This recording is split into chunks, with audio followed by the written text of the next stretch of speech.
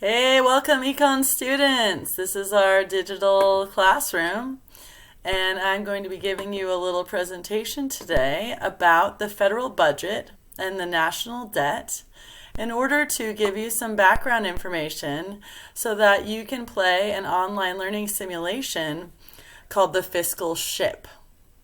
So this is the background information you need in order to start playing that simulation.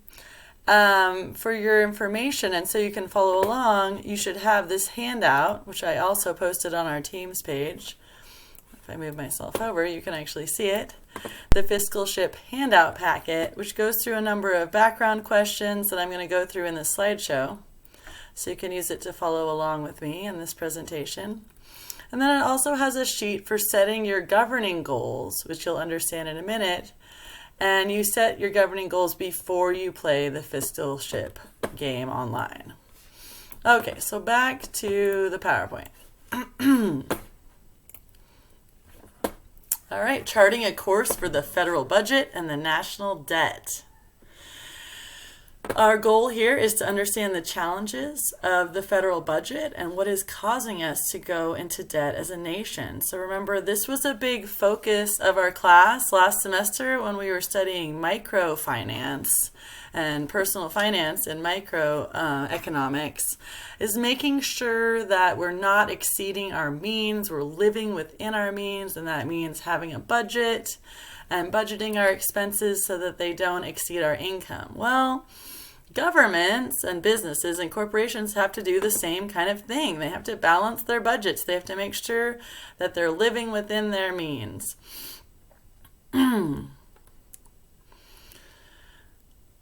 Basically, the federal budget is just the taxing and spending plan for our national government. A budget deficit occurs in the years when government's outlays, what they're spending, what they're putting out, are greater than its revenues, its tax receipts, what it's bringing in, sort of the income for the federal government. So the deficit increases our national debt, which is the total unpaid borrowed funds carried by the federal government. The opposite of that would be a budget surplus, which would decrease the size of the national debt. So in years that we're actually taking in, the federal government is taking in more in taxes than it's spending and outlays in federal programs, we would be running a budget surplus.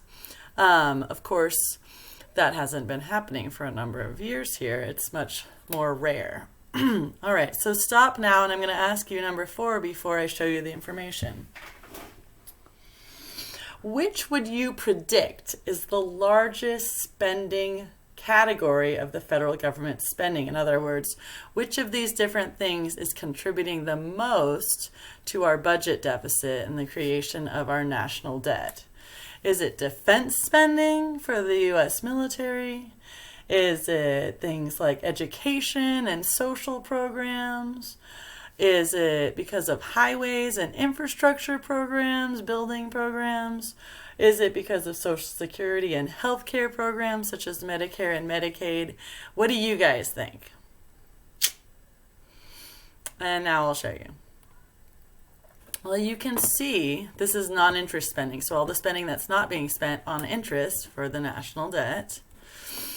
And the largest category here, 27% of that mandatory spending in the 2018 federal budget, was on health programs, healthcare programs such as Medicare, which is free healthcare for people 65 and older, and Medicaid, which allows them to get their medications, as well as Social Security benefits, which are entitlement programs for the elderly. It's giving them money that they can live off after a certain age so that they don't have to work anymore. Okay, there is other mandatory non-defense discretionary spending up to 17% of the budget, and defense, okay, military spending is another 17% of the mandatory budget. So if you were right, if you guessed that it was our entitlement programs and our healthcare programs for the elderly, Social Security and healthcare.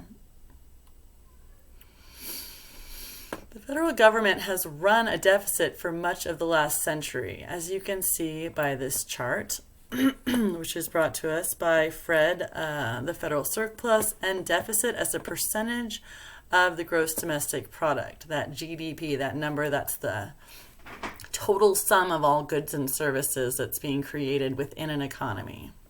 So we can see as a percentage, the debt was the greatest here in the 1940s, mid-1940s, which was during World War II. So we were ramping up production to meet the demands of the military and men overseas as part of that war. We got out of debt in the 1950s as the economy bounced back, as all of those servicemen came home and started participating in the local economy. And then you see it's been up and down for a number of decades. 1980s, this was stagflation. This was the economic crisis related to the OPEC oil embargo. The U.S. economy tanked right then. It was steadily climbing in the 90s. This was the tech bubble boom, right? And then, of course, we had the financial crisis, the Great Recession of the year 2008, which we saw our national deficit grow an immense amount. And then it steadily climbed as our economy has improved in recent years. But we are still adding to our national debt.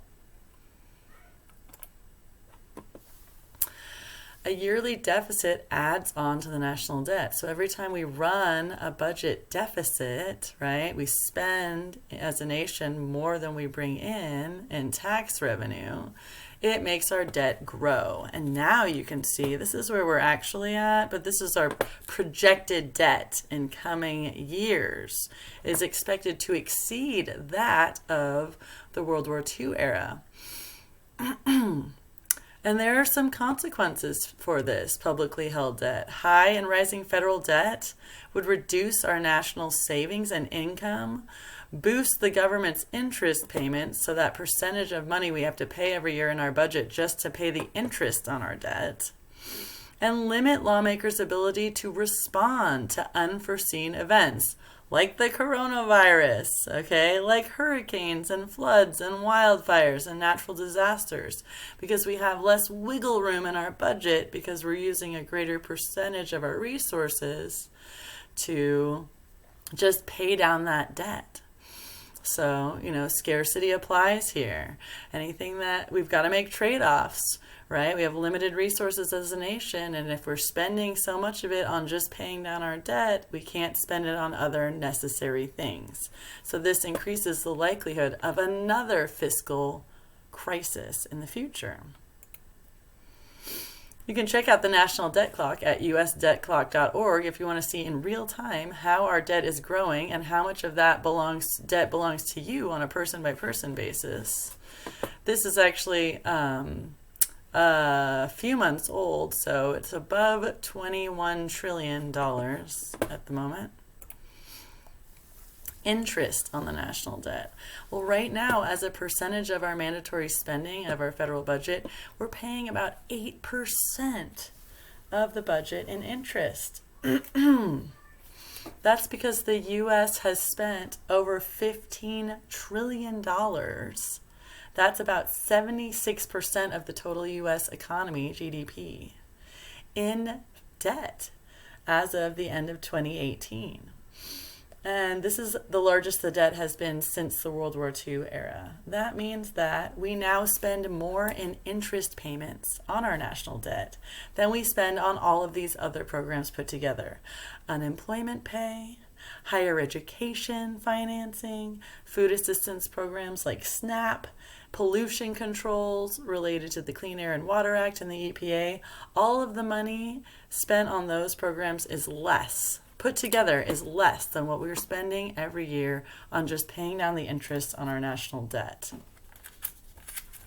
So, this cartoon here is apt. We're passing this along. We're handing this over to the next generation to deal with. And so really the children are having to pay, the future generations are having to pay the consequences of this bad budgeting. There are many misconceptions about the federal budget deficit and the national debt. So polls of people, when they're asked, why are we going into such debt, often cite these programs as a reason. We're giving too much foreign aid. 45% of people polled believe that. National defense spending. We're spending too much on the military. About 42% of people polled believe that. The Affordable Care Act, otherwise known as Obamacare, the health insurance program for all, is cited a third of the time as being the reason. And then to a lesser degree, Medicaid, Medicare, and Social Security. The federal programs that are contributing the most to the national debt are entitlement programs. We see the actual share spending down here. National defense is a considerable chunk, but it's not nearly as much as Social Security and Medicare and Medicaid. When you put these three together, you can see that they are the majority of what the actual spending is being spent on.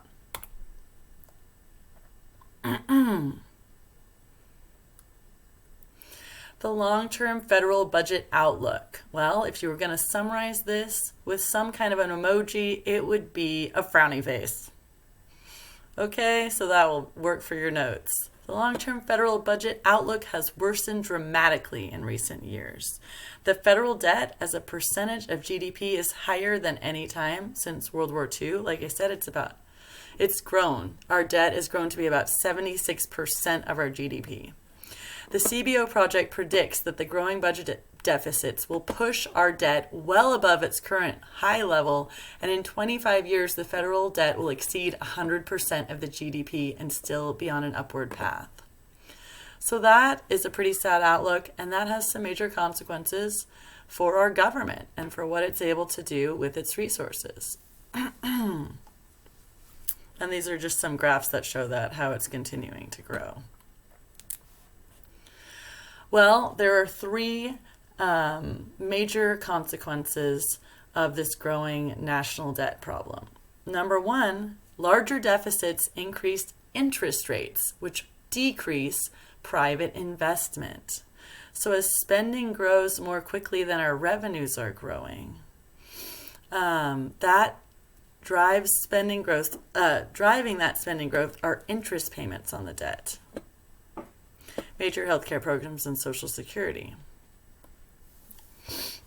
As the interest payments go up, as interest becomes higher, it disincentivizes people to invest in the private sector, invest their money in order to grow the economy. So that's bad for business, that's bad for the business cycle, it's bad for everybody except for banks, essentially.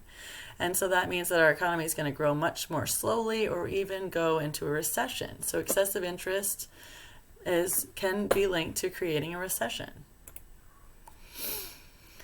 Second challenge related to the national debt problem, aging population.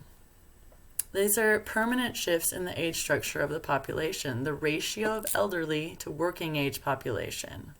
And this ties into how our social welfare programs are funded, our entitlement programs. Because right now the people working are paying in to Social Security, and that money right now is being used for the retirees who are actually living off Social Security. So we're paying in right now, the working class people, for the retirees, who are a huge group at the moment, the baby boomers. The baby boomers were the largest generation born at once in U.S. history. They were the children who were born after the World War II crisis. And they are all retiring, and the working people now are having to pay for their retirement, hoping that our children will then pay for ours in coming decades. But there are less working people as a percentage of the population and more retirees right now. And so therefore, the revenue being brought in for Social Security isn't as much as is being needed by the retirees group. And we can see that here. The growth in potential GDP is projected to be slower than it has been in the past, driven mostly by the slower growth of the labor force. So millennials are not having children as quickly as Generation X people did, like myself. And so that slower growth rate of the labor force means that there's less people paying in to those entitlement programs than people who will be expecting to cash out of them. Then number 3